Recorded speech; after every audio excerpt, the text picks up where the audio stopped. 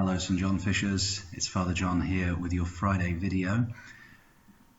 So we're going to start exploring some different ways of prayer and the reasons why we need to pray. I'm going to do a little series of these videos over this term. First off, one little factoid for you to be thinking of as you get ready to go home for the weekend. Lots of scientists start out not believing in God, and then the more they discover about this world and the more they discover about the universe, they start to think that actually, maybe there might be some God who created it, who designed the universe. One friend of mine, who's a deacon and a physics teacher, gives me a great little factoid about this. Did you know that the gravitational constant, the force that holds the entire universe together, is so precise that if we moved the decimal point one side to the left or one side to the right, the universe couldn't exist. The universe is so precisely balanced that we move a decimal point one number to the right or one number to the left, the universe couldn't exist. Now, how could something so perfectly balanced come to exist completely by accident?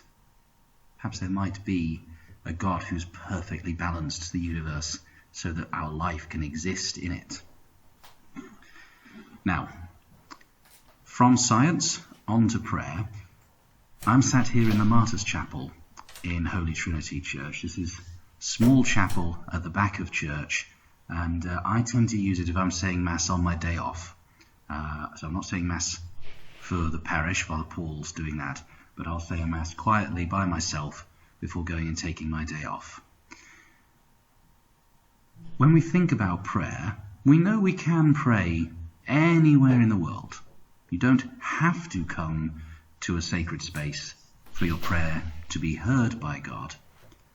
Nevertheless, it's important to have a sacred place set aside, somewhere that is purpose-made for prayer, somewhere that has a calm, quiet atmosphere, that has a few devotional items. You can see a crucifix above the altar. You can see a statue of St. Peter off to the side behind me here.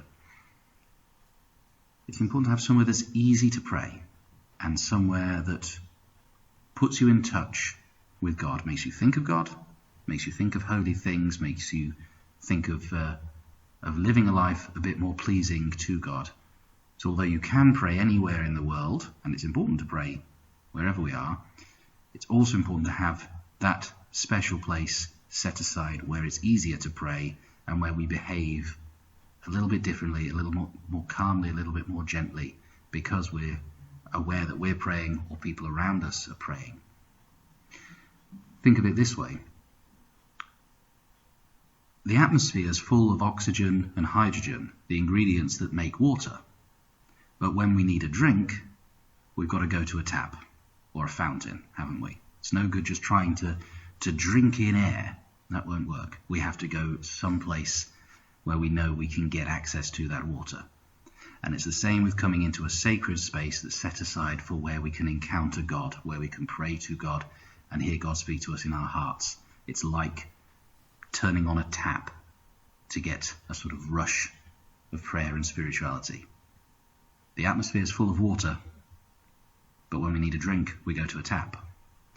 You can pray anywhere in the world, but when we want to be certain that we're in God's presence, that we're in a place where we can hear Him as well as Him hear us, it's important to go to a sacred place like our church or our chapel.